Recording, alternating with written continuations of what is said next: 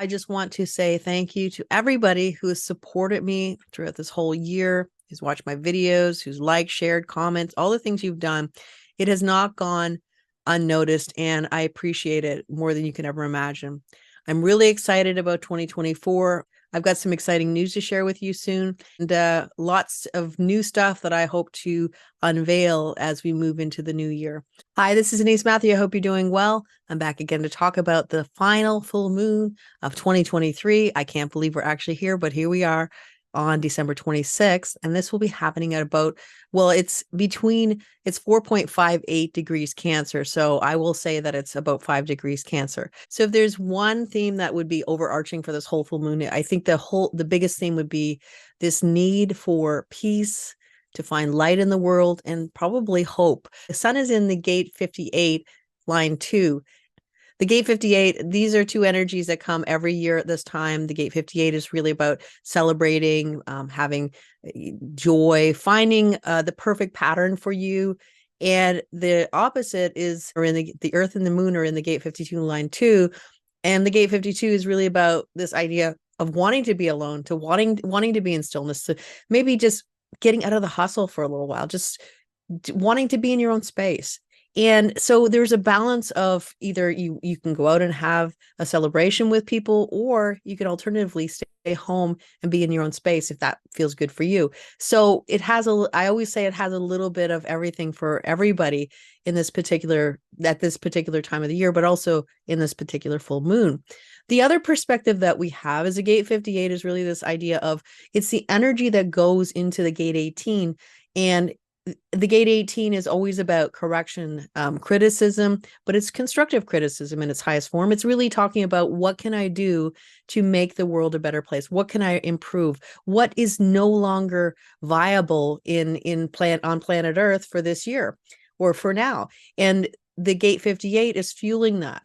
It is also called joy. So this is looking at the joy in finding, okay, yes, I got that fixed. It's like if you have a broken car, and you, for instance, you have a car that's got a muffler that has been just really loud, and you know that this muffler has to be replaced. And basically, the muffler kind of makes the sound of your car less. And if it's not working, your car is very loud when you're driving it. So you get your muffler fixed, and suddenly you just feel like, oh my gosh, that's so nice. I can drive around. I don't have that loud exhaust sound. Sounds like I'm going around with one of those souped up motorcycles. I mean, literally able to, drive peacefully. And this is where the joy comes from, this correction. So with this energy, we're talking about where can you put your energy, or where can you put your focus into something that is going to, eventually make something better in the world. But this particular full moon is bringing is this idea of putting it into some place where you probably are very surprised you're putting it. It's like an eclectic kind of area. It's something that nobody would normally think about, but for some reason you feel inspired to do it. I mean, it could be like, something very specific about a particular type of cat, and they have some particular type of disease, and you're starting up a cause for that. I mean, that's not obviously there's a lot more ways that it could be, but it's very, very eclectic and specific, but it kind of something that you're very interested in trying to push forward. So that's what that brings. And then we also have the gate 52, line 2. I mean, this is a second line energy. So we know automatically this is where we want to draw in and even more be in our own space and our own stillness. So that might be a prevailing theme. That it is the day after Christmas that a lot of people celebrate. So it might be a time where you just, want to just kick back and just not be involved in anything. You just want to do no social time at that point. The other perspective is that this whole full moon brings a lot of projection. We have a lot of second line energies. We have the sun, the earth, the nodes, the moon. We also have Mars. They're all in the second line. And this is bringing a lot of projection. So in other words, you may not always be seeing what's actually happening around you or those types of things. So what is key with this is always to sort of check it out for yourself.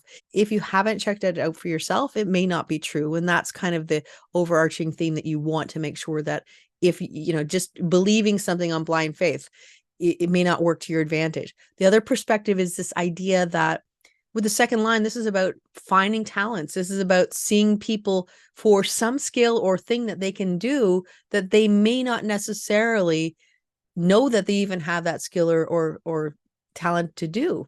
Alternatively, it could be about being discovered. It could be being seen for something that you've been developing, and suddenly somebody goes, yeah, I really like what you do, and I think it would be perfect for this. And that is another perspective of what we could see happen with this particular time. It is kind of an odd time, but it could be one of those, like I said, an experience where you're kind of doing something that you normally wouldn't do, or you're putting your energy into something eclectic, and then suddenly you're seen for what you're doing, and it opens up a brand new opportunity going forward. Now, Mercury and also Mars are coming together in the gate 11. Mercury's in the gate 11 line 3, and Mars is in the gate 11 line 2. So they bring their own energy. But the overlying theme for the gate 11 is always this idea of peace, light, and looking for light in the world, wanting to see that there is something good in the world. And especially after the year that has happened, peace seems to be the last thing globally that we've seen on planet Earth for 2023. And so what this is saying is that there could be this feeling of really wanting to see some kind of potential for a better tomorrow. And this is where Mercury's looking for that better tomorrow. So with Mercury in the gate 11, it could be this idea of people talking and communicating about this idea that they want to see have more peace in their life. They want to see more light in the world. They want more hope. This is also about searching for the light, but sometimes we can't find that in the world, when we want to. The world is doing what the world does, and it may not be very pleasant or inspiring or hopeful. But what Mercury in the gate 11 line 3 is really telling us is to go into your fantasy, to go into a good movie, or to go into that different place where you're not going to be drawn into the negativity or the energy of what's happening in the world. You're actually keeping you're keeping your aura in integrity, especially with all the second line energies, keeping your aura in integrity and waiting for the right time to sort of emerge into the world and receive the call that is correct for you. If we look at the world stage and it can make you feel helpless and that, there really isn't anything good to look at in the world, this is taking that power back, going into a space where you feel good and, coming out a better person for it. Because the way I look at it is, if things are not going well around you in the world, you getting drawn into that energy doesn't help anybody. It doesn't help you. It doesn't help anybody else. But if you're in a position where you're bringing light to a situation, or you're bringing your sort of more of a light energy to anything, it does brighten it. Even if it's a small amount, it does brighten it. And this is what Mercury in the gate 11 is really trying to tell us. Protect your aura, protect yourself. And if you do, then you're going to be better. But not only will you feel better, but other people will feel better because of your energy too. And that's needed at all times on planet Earth. Mars, on the other hand, in the gate 11 is in detriment. And Mars is bringing sort of this, I guess you could say, this kind of childish or kind of want to have fun energy. And what this is bringing is this concept of polarizing, very polarizing topics. You go out to a dinner party, or you go out to a celebration, or you go out and meet some people, and somebody brings up this really polarizing topic, something that, nobody really wants to talk about. You don't want to bring it up if you're having a dinner with your family, you just don't want to bring it up, because if you do, there's going to be something. And usually one of those things is politics, for instance. I mean, that's one of those things you never want to talk about, but it doesn't have to be politics. It could be anything, but it's this polarizing subject that kind of really gets everybody riled up. And once again, this is about identifying what's happening and removing yourself from that energy so that you're not drawn into this kind of duke it out kind of energy. So this is basically saying, with Mars there, is to just watch the energy. And if you feel like you're being drawn into something that you don't really want to be drawn into, or it's like somebody's just trying to stir the pot or kind of activate things because they're bored, because this can be about Mars being like the child that is bored and just wants to make a mess of the house so that they can have some sort of excitement.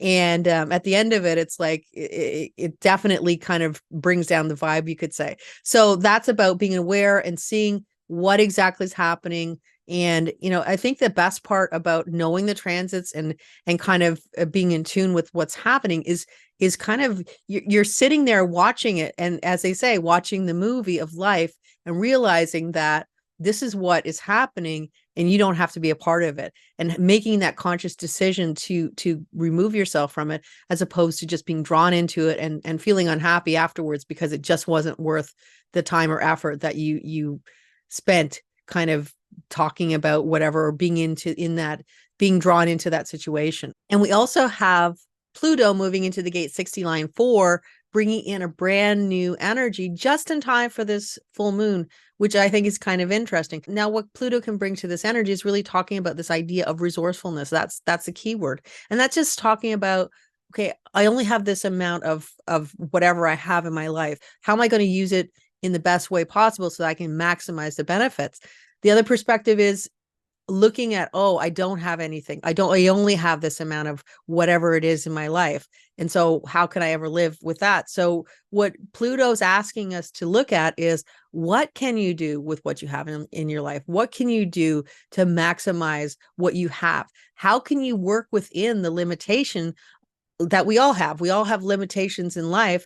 How can you work within that in a way where you're feeling empowered, where you're feeling like, yes, I can do this? And then eventually, like as is the case with the gate 60 and Pluto in the gate 60, is this idea that we transcend whatever that limitation is, and suddenly a door's opened. But we haven't been waiting to have that door open. We've been just living life. And that's really what this energy is talking about. It's about living life. It's about saying, okay, maybe I don't have the right type of cheese for this macaroni and cheese I want to make, but do I have any kind of cheese? And can I make do with what I have? So that's literally what it's saying. It's like, you may not have every single thing that you want, but what can you make of, or how much gratitude can you have for what you do have?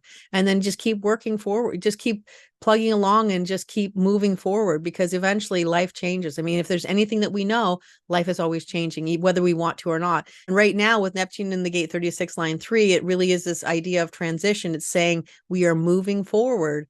And what was once upon a time is no longer. And so it's let's flow with the newness of where we're going in the future. And kind of hanging on to the past and trying to bring it into the future just won't work. And that's what this energy is really talking about. And finally, we have Jupiter in the gate 27 line 4, and this is really bringing us this idea of generosity. Basically, this is saying being rewarded for all the hard work that you've been doing in your life, or the things that you've been struggling with, or the things that you've been the things that you've been struggling with. Because if you look at the gate 27, the opposition is gate 28, the struggle of what is important in your life. Why are you here? Why does it matter? Well, ultimately it is about caring and loving yourself and giving from a place of abundance. And when you have the abundance, that's what Jupiter's telling you. When you have the abundance, you can give it to other people. And this is other people being generous. And it could be you being generous because you have an abundance and you want to be generous with other people. This is people being rewarded for the good deeds that they've done. And it's not like they're expecting it. It's not like people are, it's not like anybody's expecting it. It's just like somebody sees you and says, you know what? Here's this whatever. It's something that you want or need. Here's a kind word. I mean, it even could be something as simple as just a kind word. You know what? You're doing a good job. From a boss who's always sort of on your back about everything, and suddenly just go, like, I'm really pleased with your work. Like, I really like what you're doing here. Something like that. I mean, this is where Jupiter's bringing in this sort of abundance of this abundance of caring and looking at the world outside of itself and saying, yes, there are other people out here. I have enough of what I have, and now I'm going to share it with other people, which is a beautiful energy to have to finish off the year. And with that said, I will say goodbye for now and have a wonderful new year. And I will see you again in the new year, and take care.